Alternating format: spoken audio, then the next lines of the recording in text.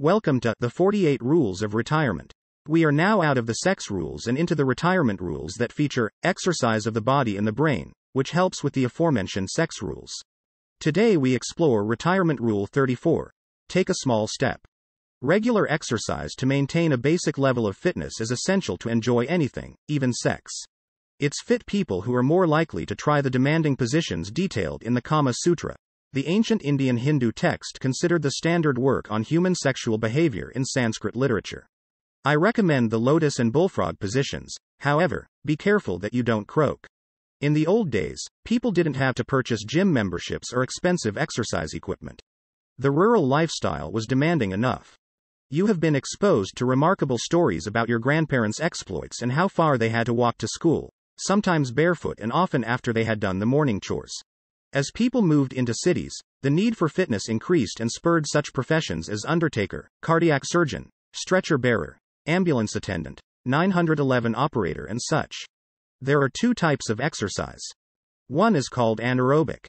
The other is aerobic, identified by participants who wear tight, spandex outfits.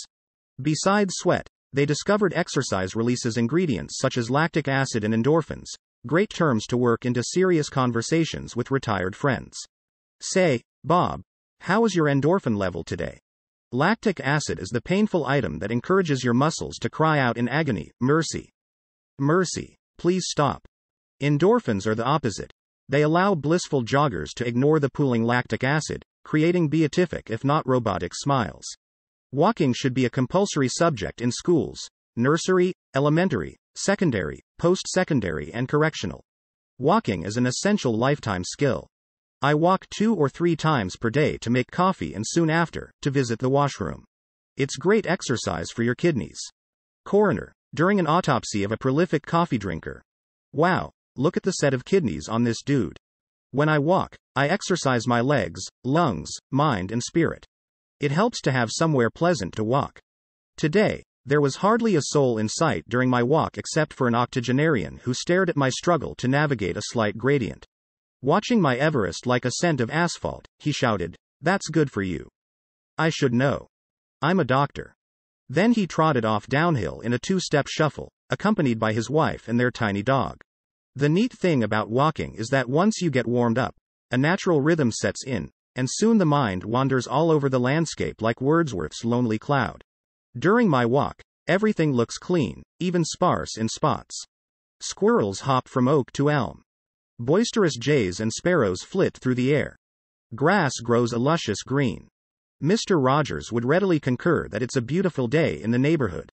If I were involved in mediating tough negotiations between conflicting countries, I would not stage conferences in some fancy hotel room behind a large, ornate table. I would lead the delegates outside and have them walk together in the woods for hours and hours. Maybe that's what happens at Camp David. Try a long walk today. The old red blood cells will steadily flow, and your dormant muscles will revive and you will feel peaceful. If you want to push the envelope, try power walking. Power is the term that we apply to make things sound impressive.